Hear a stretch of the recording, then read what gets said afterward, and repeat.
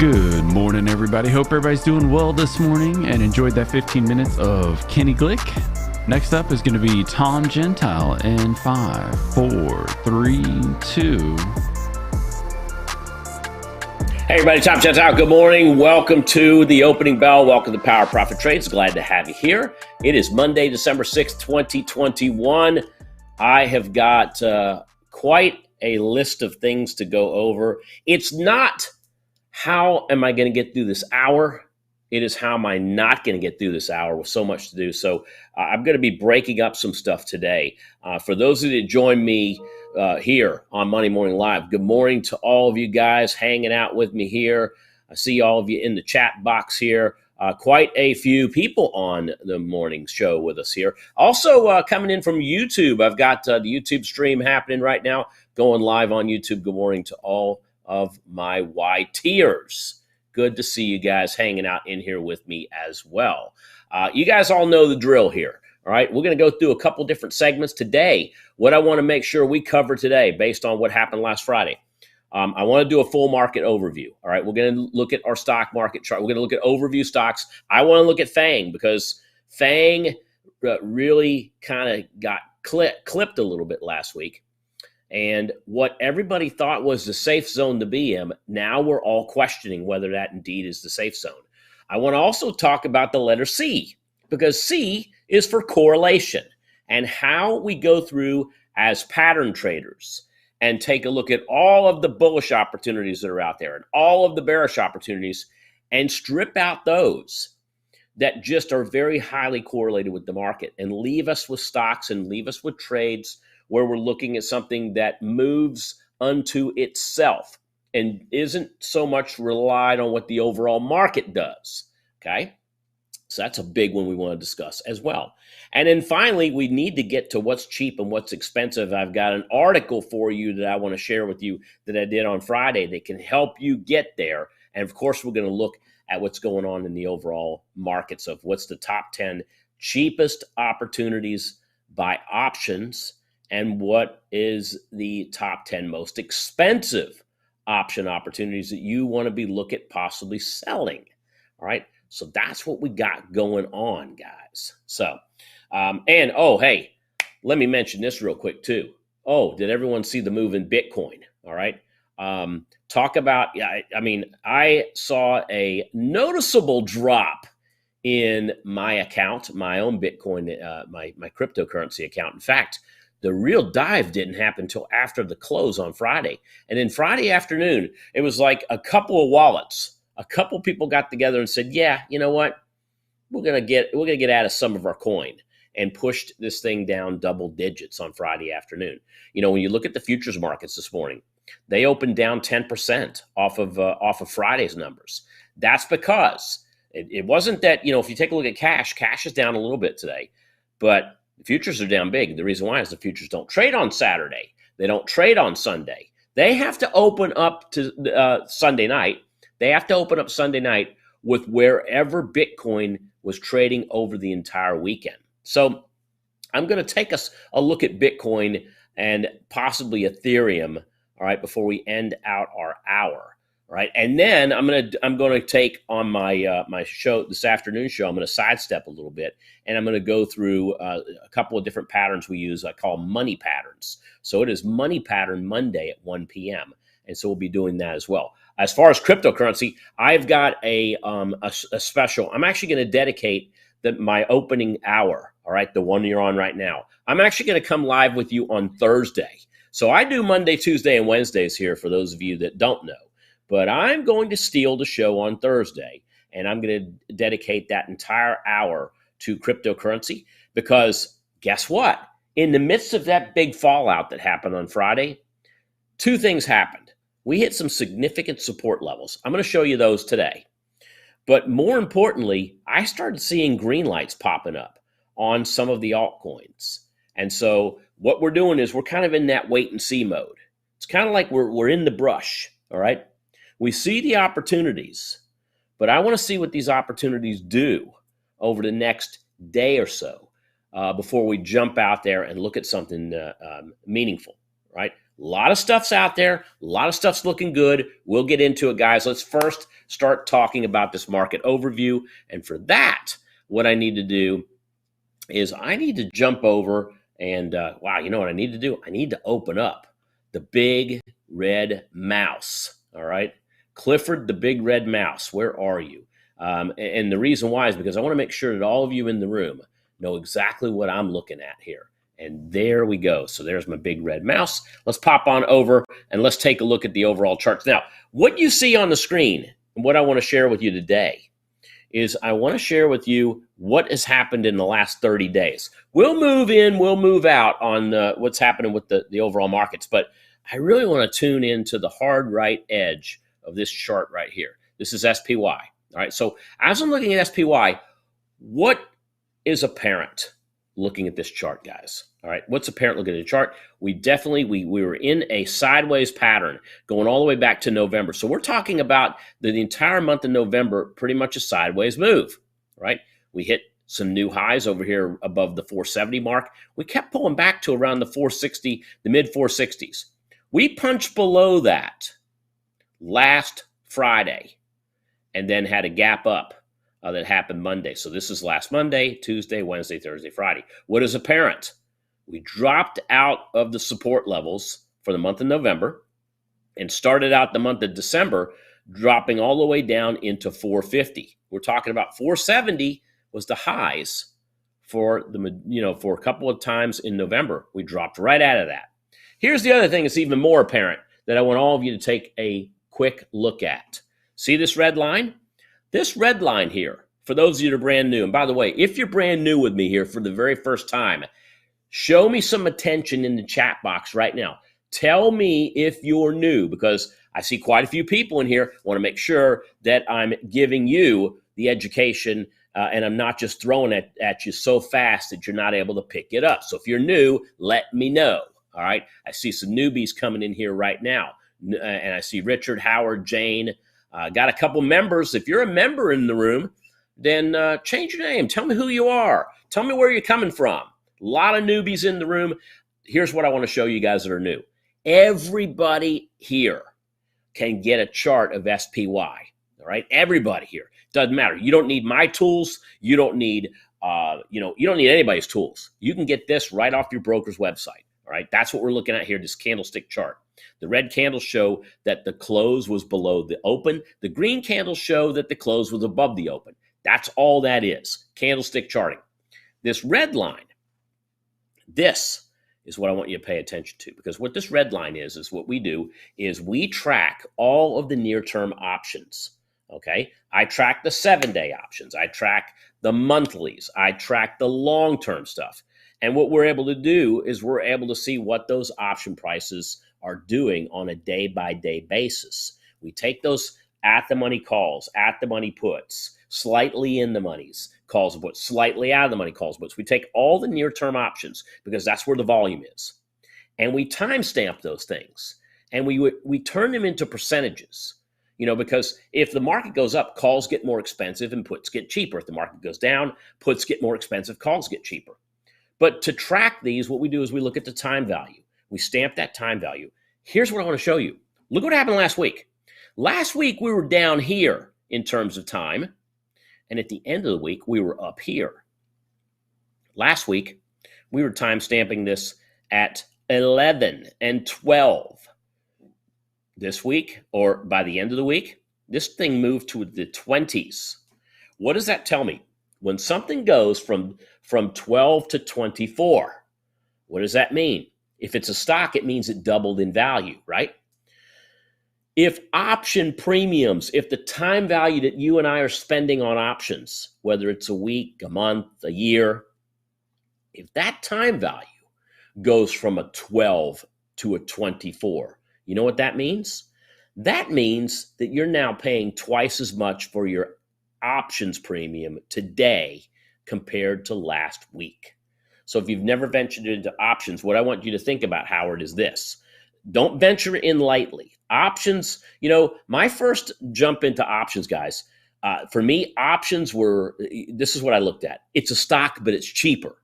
Let me tell you something. That's what 90% plus of newbie option traders come into the market thinking, oh, it's just like a stock, but it's cheaper. That's what a lot of people hear, right?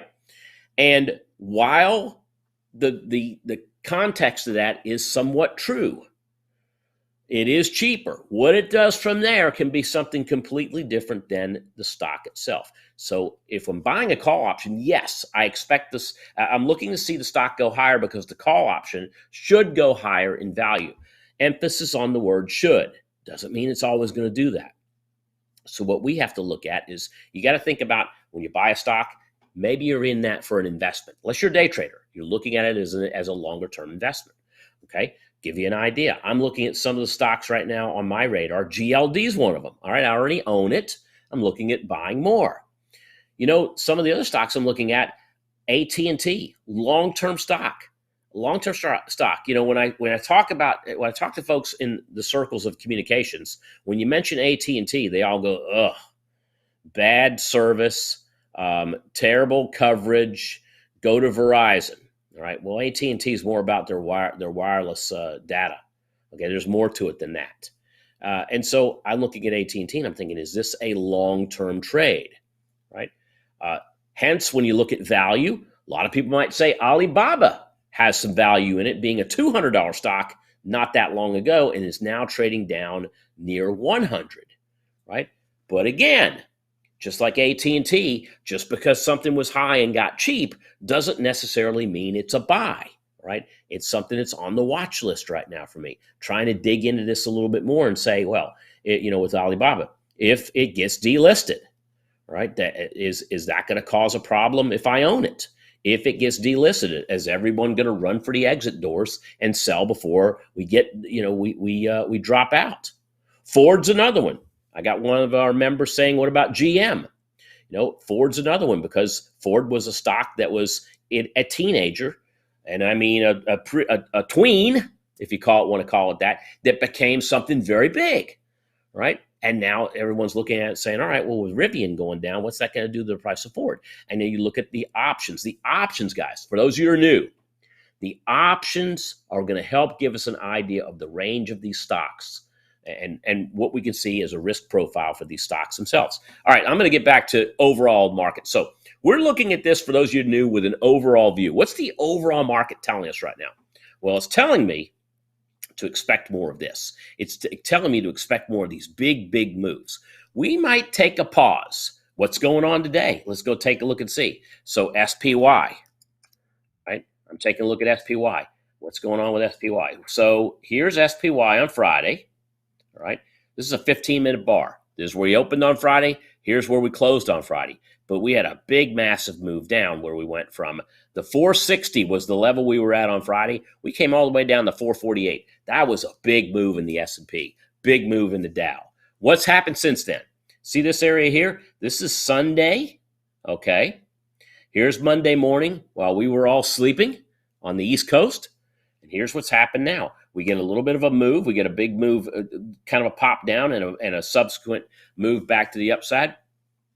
Right now, traders are kind of trying to shake off what happened Friday, trying to shake off what happened the last part of the week, and see if we can get some sort of a snapback to the rest of the week. Now, what's going to happen today? I think we're going to have based on the amount of volume, amount of volatility out there, we're looking at some sort of day where it could be a pause day. It would maybe take us into the rest of the week. All right. Pause days are, when it comes to option trading, pause days are great for someone who's on the sell side. Anyone out there right now that sold volatility on Friday, right now you're being rewarded. You're being rewarded. That's today is that rewarding day for anybody that stepped up to the plate when things were going crazy on Friday. I'm getting a reward day today. I'm getting a little bit of a move now in my favor. In fact, when I look at all of the stuff that's in my portfolio, and I've got a dozen or so things on right now, 2 of them are moving against me. And you know what's hurting me right now? The banking sector. The banking sector's hurting me because I started adding into bank stocks last month. And the reason I was adding into bank stocks is because I'm looking at interest rates. And interest rates, while not good for some, are great for banks, brokerages, and insurance companies. So he started to add to that. Well, since Omicron reared its ugly head a little more than a week ago, this has been a little bit of a backdrop for banks. Now, what are banks doing for me today? Banks are giving me a bit of a break today, right? Because I'm still down on my bank trades, but I'm getting a little bit of recovery on banks, right? What's kind of hurting me today? Well, I'll let you know what's hurting me today. GLD's hurting me today because I'm long GLD, but GLD has given me an opportunity to add to positions. We're going to get to GDX here in a moment, and I'm going to talk about that. But this is what's happening with the markets right now is we're getting that recovery. We saw that recovery happening into Sunday and into this morning. Got a little bit of a shakeout move. Where do we go from here? Well, we're up about 0.5%. It's not about what these are doing. It's about what this market's done since Friday. All right, so that's SPY. What's SPY telling us? It's one of those pause days. Next, TLT. And what I'm really looking at here, folks, is what were options trading for last week and what are they trading at this week? The bond market. Bond market has moved up. You see what's going on down here at this double bottom? Omicron was not an issue a couple weeks ago. But because it's become an issue, because all of a sudden we have this unknown variant that who knows what it's going to do. It could be a nothing. It could be a dud. It's kind of like, someone throwing firecrackers at me. And these firecrackers could go off. Someone throwing M80s at me. Or maybe they're duds. Okay? We're more than likely going to see fireworks here as we usher the new year in next month. And when you throw fireworks out, when you're blowing fireworks up like we do here in Florida, then you're going to see some where you're going to light the fuse and nothing's going to happen. Today's one of those nothing's going to happen days. And what happened here was, we're lighting the fuse and the fuse is going down to the powder. And what's happening is this unknown has pushed the bond market from the 140s up to the mid 150s within the last 2 weeks. This is telling us that maybe interest rates aren't going to go up as fast as they do. So that's going to put an effect on those stocks like banks, bonds, and insurance companies, brokerages, insurance companies. All right. Now, what's also happening?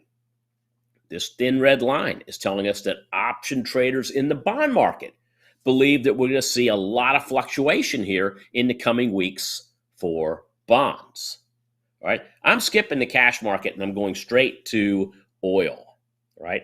Remember when everyone was talking about oil? Remember when we were I really need to go back and I need to look at more of a 100-day chart. So let's look at a 100-day chart in the market and let's fast forward to USO. And you can see here's USO back in August when we were trading at 44. Big moves up. We jumped all the way up to around 58.5. And it was just nothing but oil. There was one big issue I had with oil. Any of you that follow me in here, you know what it was? Seasonality. Oil is just seasonally not bullish as we head into fall and as we head into winter. Not seasonally bullish, right? We see demand pull back and we see supply for the most part stay the same. Enter in the last 2 weeks, because if you take a look at this chart was starting to already head down, had a little bit of a rebound, and then last week came in, and Omicron came in last week. And all of a sudden, this concern that everybody was going to shut their doors. And what happened to USO? Well, we went from the high 50s very quickly to the high 40s. That's what happened with USO. High 50s, high 40s, and guess what? The seasonality traders, well, they got a little bit of a bereavement here because now oil has come back down. I would love to see oil either hang tight or slowly move down into, the next 2 months. All right, December, January. And I'd like to see a setup for a move, another move for oil. And that's my expectations, is that we're going to get seasonally bullish in February. And that's when I'm going to start putting trades on and putting bullish trades on in the likes of USO. All right. GLD. All right, so let's talk about GLD and let's talk about the trade opportunity I was discussing this morning with GDX. All right, so here's GLD. You can see GLD. I'm actually going to go to the actual chart and we're going to play around with this a bit. GLD, got to tell you, there's not a trend here right now. There's not a trend. There's not any technical trend when I look at this. We've hit double bottom when you look at what happened in August and when you look at what happened in September down here in the low 160s. We've tried getting out above this 170 area. We had 1 week where we jumped up to the mid 170s, fake out, breakout, and then break down. Fake out, shake out, break down, and we broke all the way back down into the mid 160s. Friday we had a little bit of a bump up. They're pulling that back again in GLD, and so we're seeing, I believe, the 166 level is where we're at right now. So we're off about a half a point. When we look at those stocks there, the stock GLD 166.11 is the print I see right now. So kind of really trading right back down around the bottom of the range for last week. Now, what's the thing I'm looking at GLD that actually even makes me bullish? If it's not technicals, and well, is it volatility? Well, volatility's kind of creeped up a little bit, but it's not like sky high. We're talking about something that was 14. It's now trading around 16. That's not a big bump in implied volatility when you see this red line across here, right? So what is exciting, if anything, about gold? Here's what it is, all right? Gold is seasonally bullish for the month of December. Does anybody in the chat room, whether you are with me on Monday Morning Live or you're streaming live on YouTube, does anybody want to take a stab right now and tell me and the others why you believe gold is bullish in December? I almost can't say that with a straight face, because it doesn't take a genius to come up with an answer here, folks. What is it? Bob just said gifts. Eric said Christmas. Gift Merry Christmas, McCracken. Retail sales, jewelry, economy, jewelry, Christmas time. You guys got it. This isn't rocket science. All I'm doing, and I'm going to do a good long hour in this afternoon. We're going to break down seasonality. Not going to do it this hour, but at the 1 o'clock time, I'm going to sidestep, and we're going to talk about patterns. We're going to talk about money patterns. And so again, what are we seeing here, guys? We're seeing seasonality. We're seeing that ushering into the holidays, right? And I want to take advantage of that, but I also want to make sure that I dial back the risk, okay? And so you take a look at the jewelry industry. And so what I want to do now is I'm going to, when you look at my chart, how many of you looking at that chart and say, man, you got a lot of stuff on there, Tom? Can you just break it down for me? All right, so let's do this. Let's get rid of my overlay for a moment. Let's get rid of the moving averages for a moment. Let's even get rid of all these dotted lines. And let's just look at gold, GLD. There we go. All right. Now, price. Just looking at price right now, folks. So if we're just looking at price, all right, now I can see the lows and the highs. Now I want to throw something else up here for you, all right? We're going to look at this particular price, and I want to look at an overlay. So I'm going to take a look at an overlay. And the overlay I want to look at is, all right, I got the stock price up here, all right? But how can I take a look and see, what this looks like when I'm overlaying this with, say, not just volatility, not just implied volatility, but what the stock is actually doing itself. What's the stock done for the last 6 days? Okay. So what you're seeing now is you're seeing that red line, which is basically saying, if I looked at the last 6 days, are we moving higher in volatility or low in volatility? Well, back here in August, very, very high. But notice what's happened with this red line. It's actually dropped. Yeah, we got a little bit of a kick up here, at the end of the middle to the end of November, but then a kick down. But overall, the volatility is getting less. It's like coiling up like a spring. Okay. Now I want to fast forward and I want to look at GDX. GDX. Right? Take a look at GDX. It looks a lot like GLD. All right. The trend has been basically down. We had a little pop up here. When the gold popped up, GLD popped up, GDX popped up a little bit too, but then rotated right back down. Right? So what's the story here? It's something called alpha. GDX, the Gold Miners Index, typically gives us a little bit more of a percentage move on a day-to-day basis than GLD. So therefore, let's call GDX the racing gas of precious metals. Okay. Now, if I like this during the month of December, how do I trade it? Well, let's set this up a little bit more. Okay. Let's set this up just a little bit more. Let's take a look at patterns. And the patterns I want to look at are right here. All right. How many of you with me on Monday Morning Live this morning? All right. And hanging out with me here as I was talking about GDX. So I first started talking to those of you that were hanging out with me. We were talking about the money calendar. And, you know, Shar brought up a pretty interesting question. She said, are patterns valid based on what we just saw happening last week? Well, do you realize, looking at this chart here, that we saw our patterns on Monday? Monday was typically a bullish day. We had Tuesday, we went against the patterns. Wednesday, we went in the direction of the patterns. Thursday was a real, we saw us moving in the direction of the patterns. Friday was a very interesting day because 72% of my patterns were bullish, and yet we had a move to the downside, almost like a flush out Friday, if we call it that. All right. So to answer your question, Shar, I'm going to give you two answers. Number one week does not change my mind on a system that I've been looking at for years and years and years. Right now, I did say last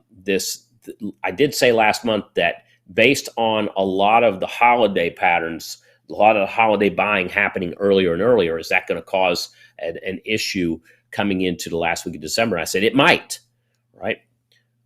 So that's part one of my answer. And part two of my answer is join me at 1 o'clock because I'm going to be going through the money calendar in much more detail than I have time to talk about it today.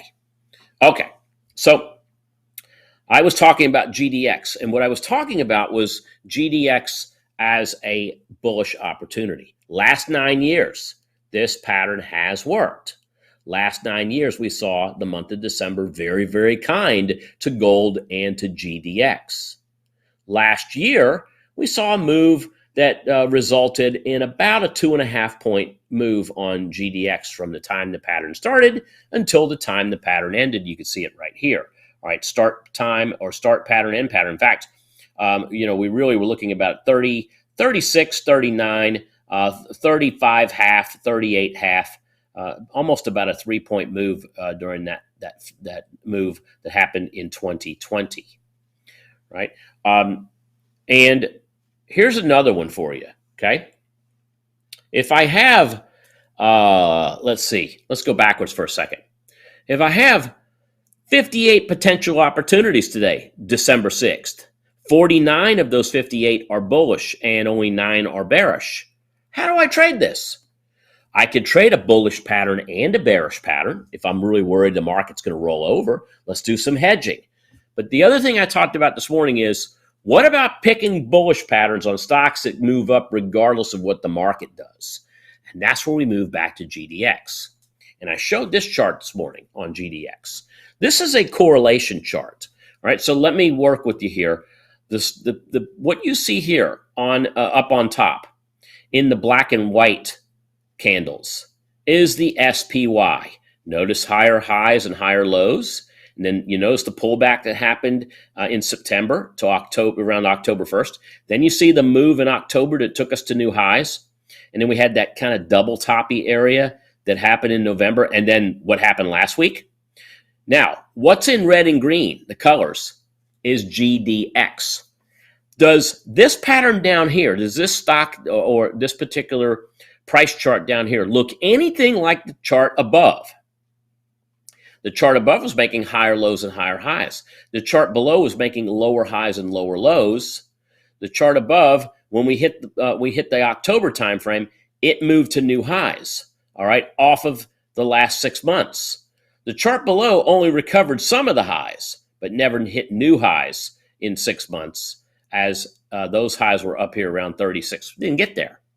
What I'm showing all of you on the screen is that this chart above the overall market as it was moving higher and the subsequent pullback, all right, is not at all like the chart below where we were moving lower and had a kind of a pull up. That's what's called non-correlation. And VW put it together just so. The beta of GDX is low, all right? The beta of GDX, the alpha GDX, but really the correlation of GDX is actually quite low, okay? See some new members over in my YouTube live stream. I want to say good morning to all of you. And so I see a couple questions asking about what would cause a call option not to go up with a stock. And I'm going to answer that question when we look here at GDX, all right, for those of you, because we're going to get into options as well. So let's drop back for a moment, take a look at this chart one more time. And one of the reasons I like GDX is because it's not moving with the markets, okay? Now, any of you that trade tomsoptiontools.com, you want to get an idea of correlation. I'll show you the correlation on, the correlation analyzer, and it's actually quite easy to get to, all right? Once you're logged in under the area of stocks, if you go to charts, you'll see different types of charts we have. We have stock charts. We have probability charts. I have something called Tom's Auto Fibs. We'll take a day sometime in the near future and talk about auto fibs. But if you pop into, we have rankers, and then you move down into the area called stock analysis. Under stock analysis, I have areas where I do high lows, sectors, gyrations, dividends, and look here, correlations.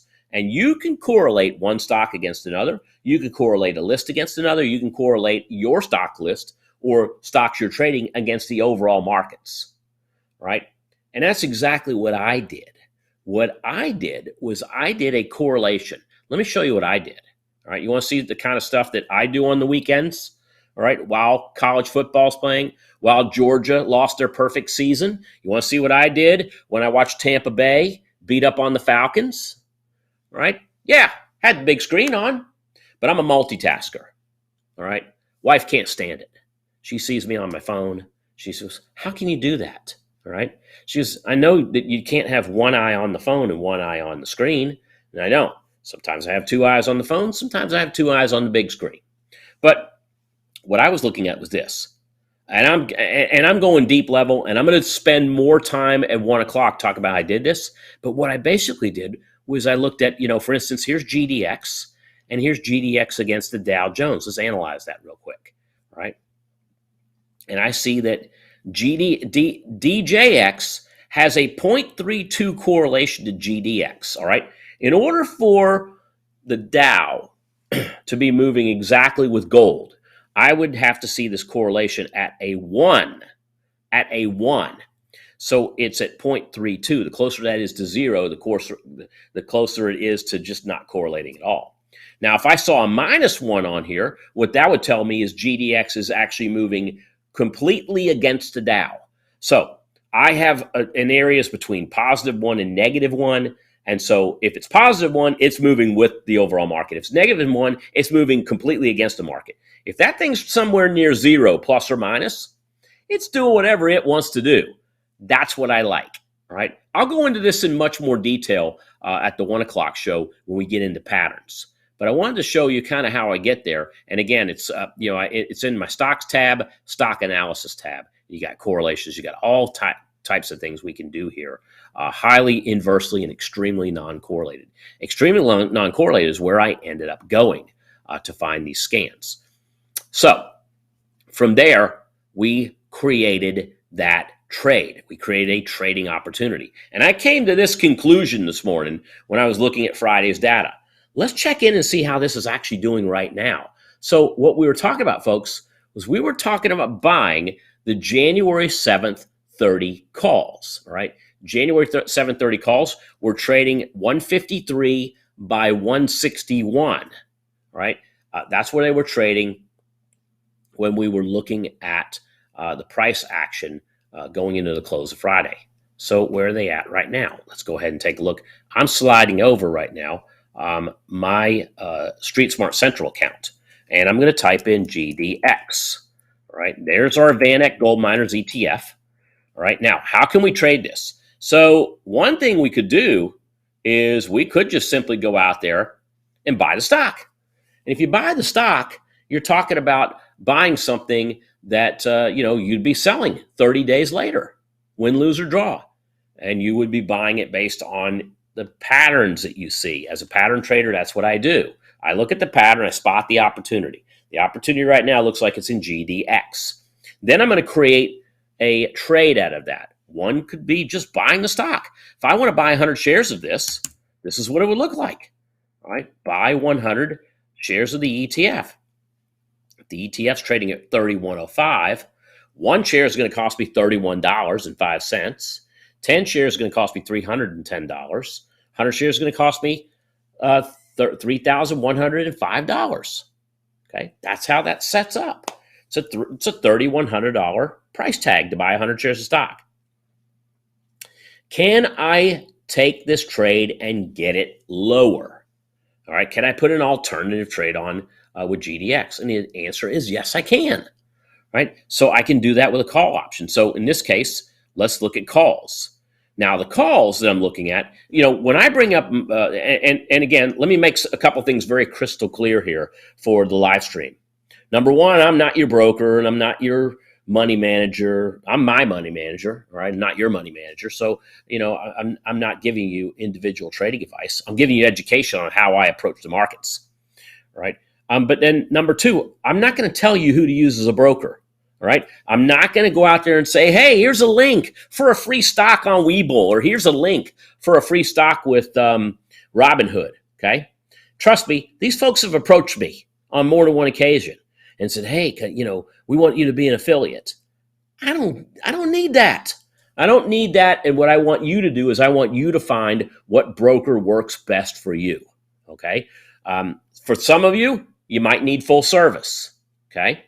That's like a Schwab. Schwab's like a, kind of a Goldilocks, because it does give you full service and they give you discounted rates, right? But full service traders, there's more discounters out there that offer the full service than ever before. But then if you go into those, like a Robinhood or an interactive broker, you're going to find that although their platforms might be better, all right, they're not going to have that kind of service that you'd be looking for if you have questions and you need to talk to your broker. They might have a chat service, but that's where some of those folks fall short. So find somebody that fits your parameters of what you need in a good broker.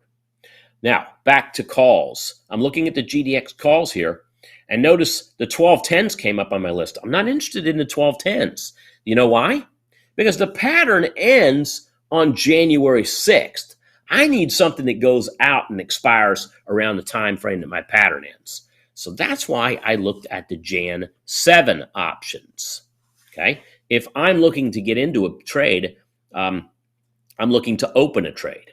Now, it's not like a stock. A stock, you're buying the stock and you're selling the stock. Okay. What can we do with stock? We could buy, we could sell, we could short, and we could cover. Right. But with options, you're opening an option trade and you're closing an option trade, because you can buy and sell call options and you can buy and sell put options. Now, most of us, when we start trading, very first thing that we do is we go in and we buy calls or we buy puts. And maybe some of us do cover calls as our first trade. I see very, very few people going out and selling option premium as their very first trade, right? As a novice option trader. So looking here, I'm looking at, for instance, buying to open, the Jan 7th, 30 call options. I looked at 30s. I looked at the 31s, but then I was also looking at 30s because they're a little bit in the money. All right. These, by the way, guys, we're trading down around the 150 area this morning on the open. They're already trading 175, 180. Let's take a look at what's going on with the real-time chart. And to do the real-time chart, what I got to actually do is look at, and now I got Thinkorswim up, another platform. Look at what happened with GDX this morning, right? 9:30, the first 15 minutes, it traded down here as low as around 30.48. These options were trading for less than $1.50. They're not trading for less than $1.50 anymore, right? Let's take a look and see what those GDX calls are going for. All right, so I'm going to actually look at the option prices and see what they've done in the first 40 minutes of the market. So what I'm going to do is look at .GDX That's what starts the string for options for Thinkorswim. This is why I look at so many different broker platforms because, and I use so many broker platforms, is because they actually, they have their good and bad points, right? One of the things I like about Thinkorswim, they offer real-time charting on options. But to start that string, I got to start with a dot, put the stock symbol in GDX, then the month. All right, that's going to be 22. And then, the year is 22, the month is 01, and the day is 07. That's your expiration date. Then you want to put in C for call or P for put, and then the strike price 30. And there's the 30 calls. All right, now take a look at these. All right, here's where they opened. All right, now this was Friday. Forget about Friday. Here's today. Here's the opening price. The opening price was $1.47. Right, so they were $1.47. Now we're trading at $1.80. Right, they're already up 20%. 20% on the close on Friday. Okay, there's your close on Friday. They're up even more on the open of today.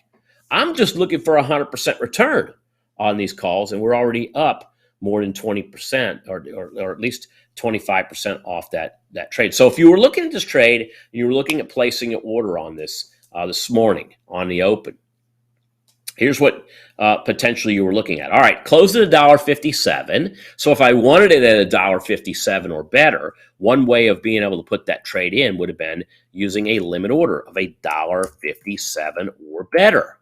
Okay, buy to open, insert quantity here. All right, January 7th, 2022, 30 call options. Limit, that means I only want to get this trade if it's at $1.57 or better. I want it at Friday's price or better. If you put that order in prior to the market opening, here's the question I have for everybody. Did that order fill?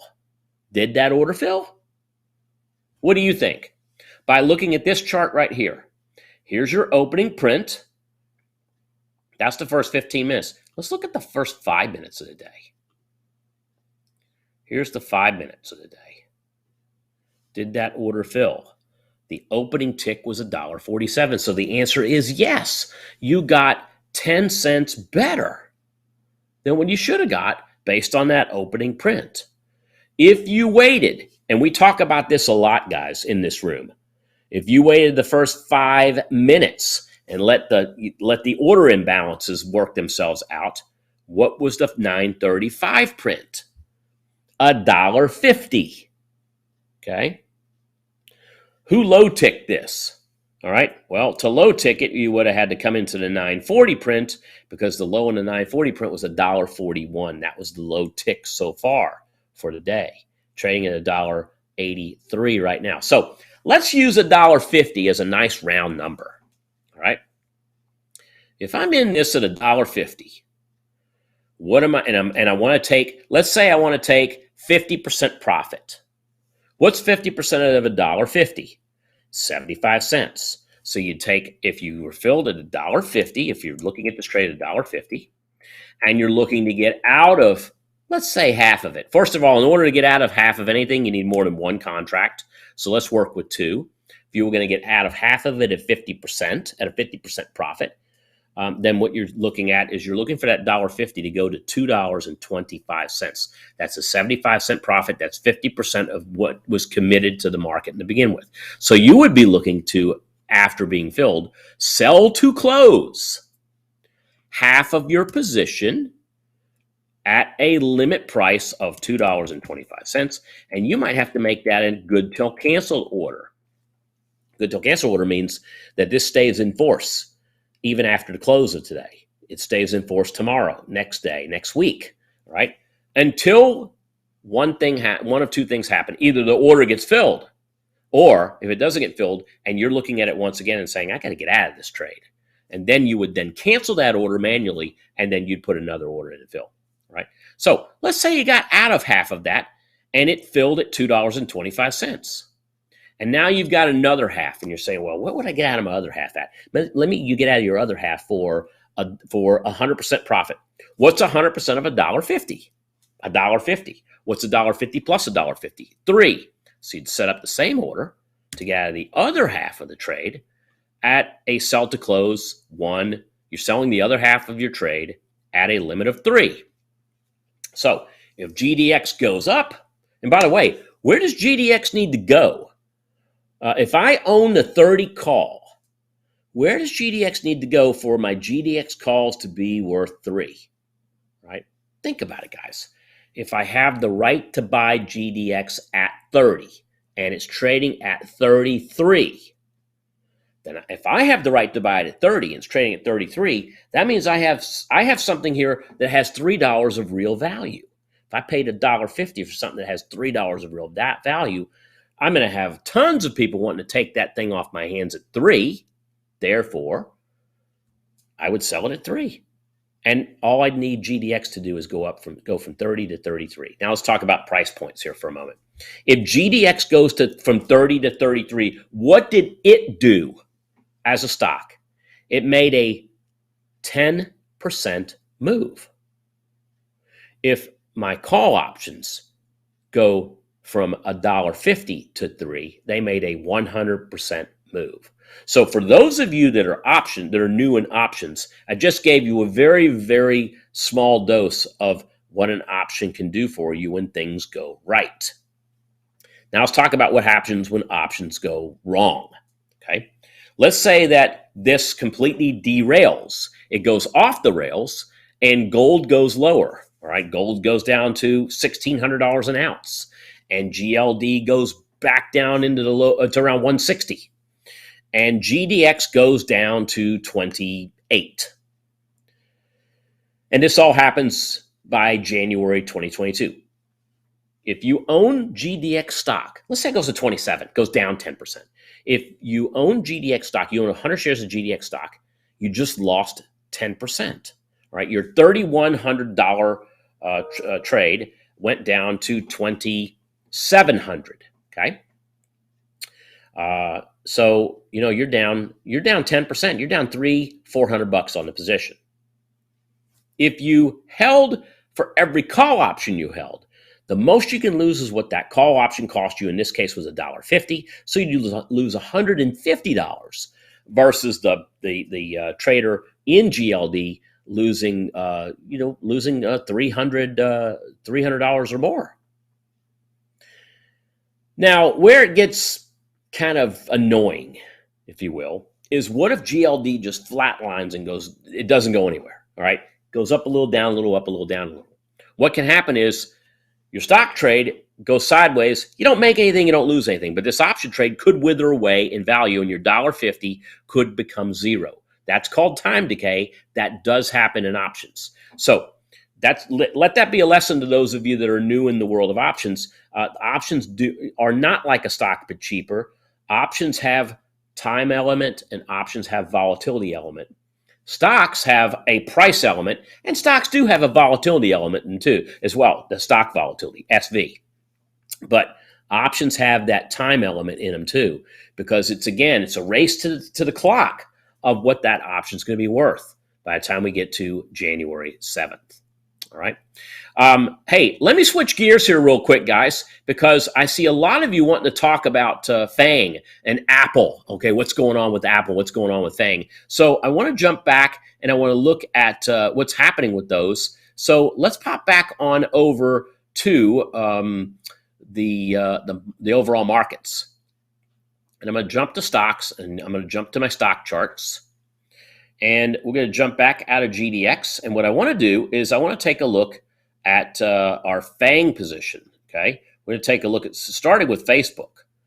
So here's Facebook, and make sure I'm looking at the latest data. So we're going to actually look at even what's going on this morning. Okay, what are we looking at here? Looking at a 100-day chart of Facebook. Excuse me, Metaverse. All right, excuse me, Meta platforms, because that's what we're calling this now. So let's hop on over and let's look at Facebook here, and you can see it here, Meta Platforms Inc. Meta Platforms Inc. has got a lot of red ink on it. Okay, a lot of red ink, and so when I see a lot of that red ink on the screen here, what I'm talking about is this stock going lower. When did they announce the change? They announced the change a couple weeks ago. It really didn't do anything to the stock. I think, if anything, it added confusion. And that's part of why you're seeing the stock drop, because it's now like, well, what kind of a company are they? Are they really, are they deviating away from social media? And that in itself becomes confusing to the investor. You're seeing a lot of investors that are kind of pulling out of this position, where we were at $380 a share coming out of summer. Where are we at now? We hit 300 on Friday. Okay, hit 300 on Friday, got a little bit of a bounce, and now currently trading. And I'm looking at as of this morning, that first print in the morning, we're looking at about 308. So again, even Facebook's getting a little bit of a pause. What's happening with Facebook now, or Meta platforms? Vol's high. See where the vol was low? Option vol was low, was trading around a 10. Option volatility since summer has gone up now over 3.5 times the value of where it was during the summertime. In fact, if you look at where it was a couple weeks ago, right? Look at last week. It was trading around a 20. It jumped to a 40. It doubled in a week. Just like the S&P, option prices are now worth twice what they are. There's no Black Friday sale right now on option prices. In fact, it's the opposite of what's happening. The opposite of what's happening is we're seeing option premiums in Facebook Meta platforms going higher, right? As the stock is going lower and trying to find a bottom. We're seeing Apple, right? Now, Apple is doing something a little bit different. Apple is really almost like a bond, all right? There's safety in Apple, and Apple's getting a little bit of a recovery from its small loss on Friday. Take a look at what's going on with Apple, though. Look at this option premium. People are like, I want to buy calls on Apple. I want to buy calls on Apple. Let me tell you what. I hear you, okay? I hear you. But do you really want to pay twice as much for option premiums today as they were last week, all right? They were a lot cheaper last week. Guys, what I'm talking about is that if you look at a 1-month option on Apple, and let's say last month it was trading for $3 for the premium, today it's trading for $6. You're paying twice as much for literally the same thing, all right? So I would rather look at spreads. I would rather look at selling premium. How many of you in here want to own Apple? Who in here wants to own the stock? AAPL, right? Do you want to own Apple? Because if you want to own Apple and own it and get paid to own Apple, well, I'm going to show you how to do that on Wednesday. All right, we're going to talk about how to own Apple ahead of the holiday season and get paid to own Apple. All right, we'll talk about that. For those of you that want to be owners of Apple and not just traders of Apple, because it's not the worst thing in the world. Amazon. All right, what's going on with Amazon? Price has been dropping. Now, Amazon's been a very, very tough stock for a lot of people, right? I took a loss on one of my Amazon trades last week, all right, because of the punch throughs that were happening with it here, literally Monday, Tuesday, Wednesday, Thursday, Friday, down, and then down again today. We're at 33.50 today. But I mean, you take a look at the earnings, we dropped off, and all of a sudden now we're back above highs on the earnings, and we're up here near the highs, the all-time highs. And that was just 2 weeks ago. Since then, it's been a nosedive to the bottom, right?